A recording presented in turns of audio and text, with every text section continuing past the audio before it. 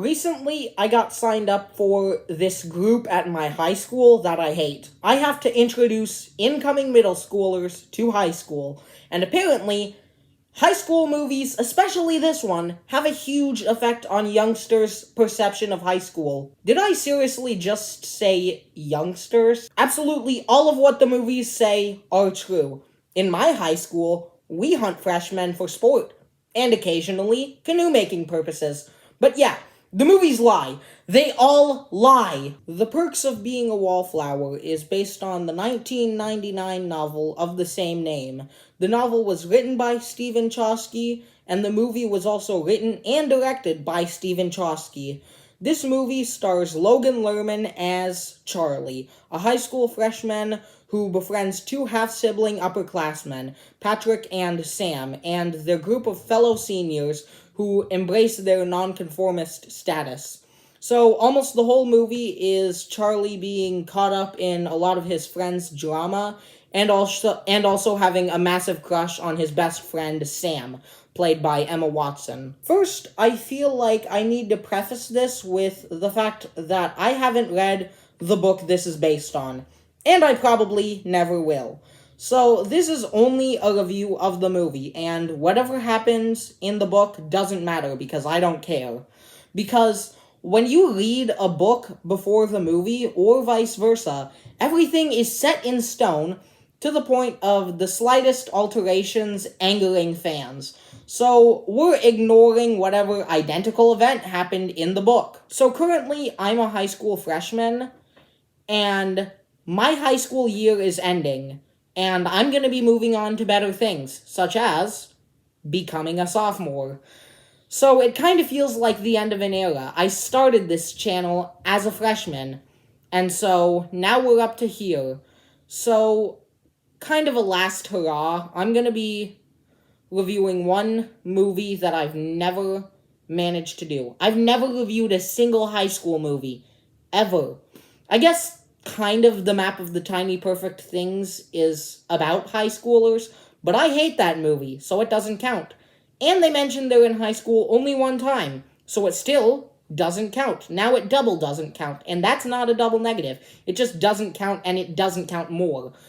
But consider The Perks of Being a Wallflower my first high school movie review. I like this movie. At one point, I even made the mistake of calling it one of my favorite movies. Never again. I think this is a perfectly mediocre movie.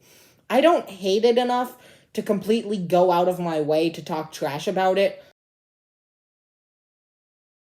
but I don't love it enough to get offended when people say it's dumb, which people will probably call it, because it kind of is. The thing is, though, is that I have fun watching this movie, and I find a lot of rewatch value in it. I actually remember a time where I watched this movie weekly, and that's because I found, and still find, this movie pretty enjoyable. The performances were alright. I usually like Emma Watson. She's entertaining as our main character Charlie's best friend named Sam. Paul Rudd is in this movie, and usually I like a lot of movies he's in, especially The Perks of Being a Wallflower. In fact, I'll show you a clip from by far my favorite Paul Rudd movie.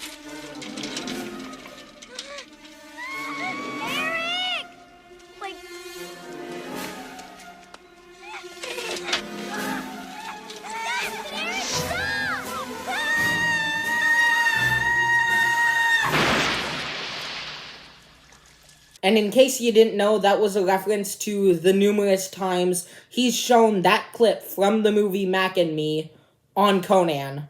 Also, I actually gave Percy Jackson another chance because of this movie, thanks to Logan Lerman's good performance in The Perks of Being a Wallflower.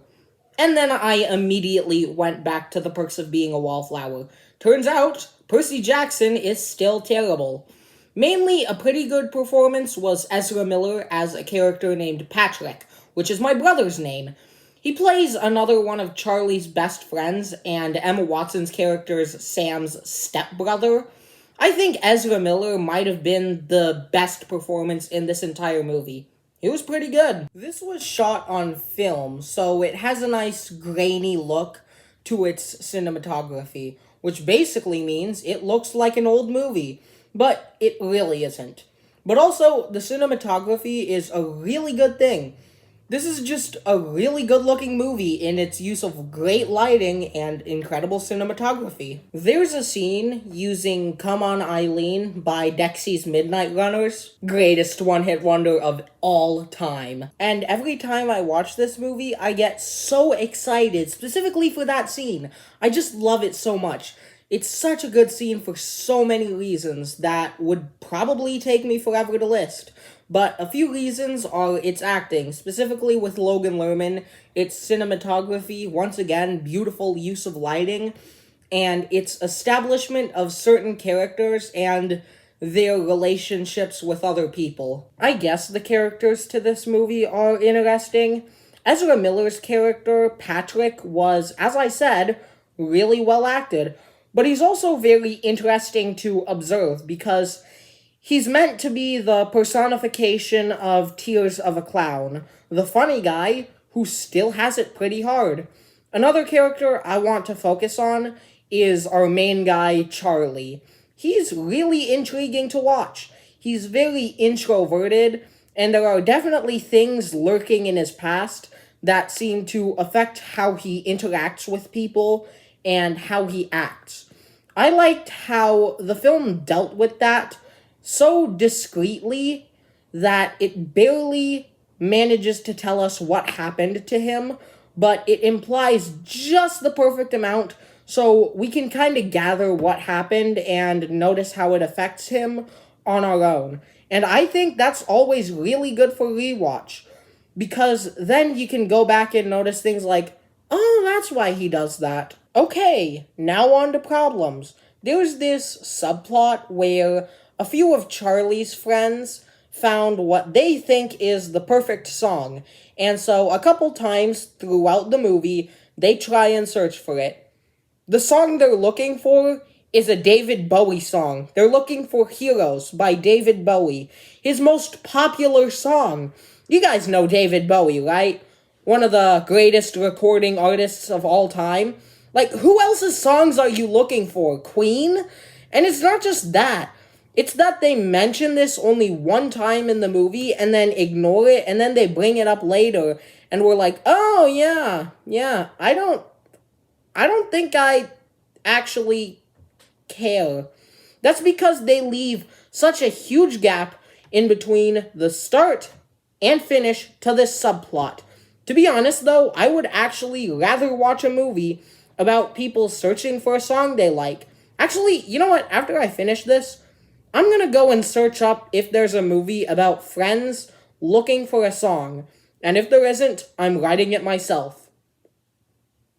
Oh, wait. Bill and Ted Face the Music. Man. I'm still gonna write it anyways. There's some pretty hammy line delivery. Samantha told me that you got into Harvard. Congratulations. Samantha tells me you got into Harvard. Congratulations. Like, there's a scene in a diner where Charlie is just talking with Sam and Patrick, and randomly this masterclass of dialogue comes in. Charlie, I'm not a bulimic. I'm a bulimist. I'm sorry, I don't know what that is. She just really believes in bulimia. I love bulimia. That sentence doesn't even have any relevance to any moment of the current conversation. It's not just those two lines either. This movie is so frequent in popping irrelevant one-liners into the middle of conversations to the point that it took me out of the movie. So some of the dialogue and a lot of the line delivery could have been better. Somewhere in the second act, a storyline emerges that just became hard to watch. And that's because, in this storyline, our main guy, Charlie, sucks. He is a terrible person in this storyline. In one part of this storyline, he is making out with his girlfriend, and then imagines her as someone else. He imagines his girlfriend as another girl. What the heck? That is a bad thing to do. There's no justification for that. That makes you a terrible person and an even worse boyfriend. The perks of being a wallflower has the most unintentionally funny scene ever. It's a scene where a bunch of kids are playing Truth or Dare. I'm not gonna spoil it, but it is laughably bad. It is the worst scene in the movie, and one of my least favorite movie scenes ever. It's supposed to be dramatic, but since it's established with such humor and still cracks jokes directly after this serious event, the switch to a serious tone just didn't work and actually got me bursting out laughing during this really unintentionally funny moment. There are parts of this movie that just start in the middle of when a scene starts, and then it keeps going with zero context as to why they're doing this. Movies occasionally do this, but when they do, there's a scene before prefacing why they're doing what they're doing. Or, if they do this, it isn't how every scene starts, unlike The Perks of Being a Wallflower. There's a part where Charlie is montaging about how terrible high school is, and then he's at a football game, or he's montaging about how much he hates his girlfriend, and then he's playing Truth or Dare in that really awful scene. What? We, as the audience, are left playing catch-up to the events of this movie because it never sets up whatever weirdly random scene we're gonna be in. We just realize what they're doing halfway through it. I'm giving The Perks of Being a Wallflower a B-. I don't actually think I'd go out of my way to recommend this movie. Like, if someone asks for a recommendation, I'm never jumping straight to The Perks of Being a Wallflower. But if you have the chance to watch this movie, go right on ahead. There's just nothing special to it. It's the type of movie that people say they liked, but they never remember much about it. I mean, like, if you want to see it, you should. I think you should. But I don't expect this to be anybody's favorite movie. Unless, of course, they're living like the Flaming Dragon drug ring in Tropic Thunder, where they only have one movie, and it's on VHS. But instead of Simple Jack, it's The Perks of Being a Wallflower. The Perks of Being a Wallflower is a romance movie. And if you've seen this channel, you'd know which romance movie I recommend. Two actors who played side characters in this movie, Johnny Simmons and Mae Whitman, also played side characters in Scott Pilgrim vs. the World just 2 years before this. And Scott Pilgrim is one of my favorite comedies of all time, as well as being directed by Edgar Wright, one of my favorite directors of all time. Logan Lerman and Emma Watson, two of the main roles in Perks of Being a Wallflower, were in the movie Noah, but I wouldn't recommend that to my worst enemy. This is a coming-of-age movie.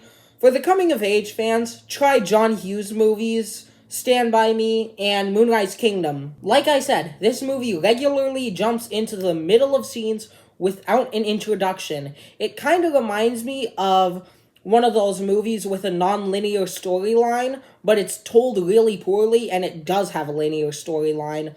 Pulp Fiction actually does have a non-linear storyline, but it actually starts these scenes with an introduction.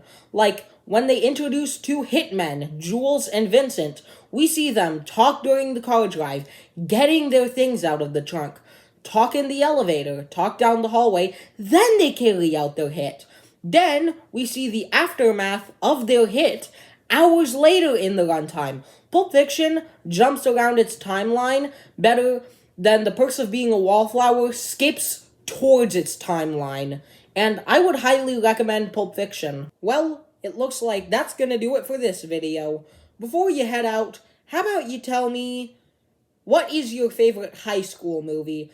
I'd say I have 3, and they're all 80s movies. You got Back to the Future, you got The Karate Kid right over there, and you got Ferris Bueller's Day Off. After you do that, you can get going. Stay safe and watch good movies. Bye!